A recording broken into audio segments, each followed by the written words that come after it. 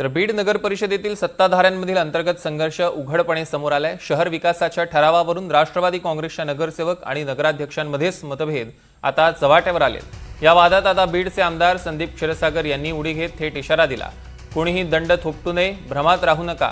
जनतेनं अजित पवारांकडे पाहून कौल दिलाय, त्यामुळे जनतेची कामं करा, अशा शब्दात त्यांनी नाव न घेता आमदार विजयसिंग पंडित यांच्यावर निशाणा साधलाय।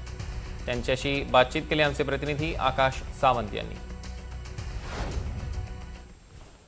उद्या जिल्हा नियोजन समितीची बैठक पार पडते। या बैठकीसाठी बीड जिल्ह्याच्या पालकमंत्री सुमित्रा पवार देखील येणार आहेत।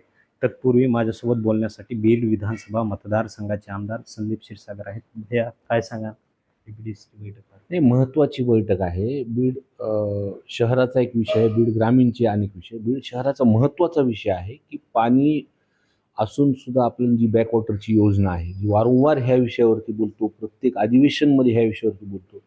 दादांनी शब्द सुद्धा दिला होता मागच्या नगरपालिकेच्या निवडणुकीमध्ये की आपण 1 दिवसाला तिथं पाणी आणू, आणि आज सुद्धा म्हणजे उद्याच्या बैठकीमध्ये हा विषय तिथं मांडणार आहे की जी थकबाकी MSEBची ती जर भरली तर बीड शहराला कमीत कमी आठवड्याभराला पाणी येईल।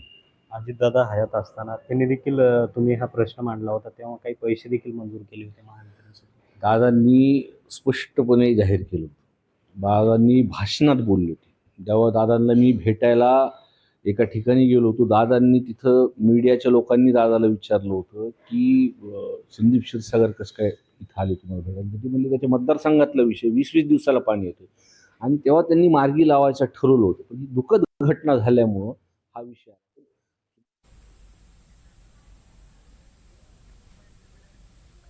दरम्यान आपण बघतोय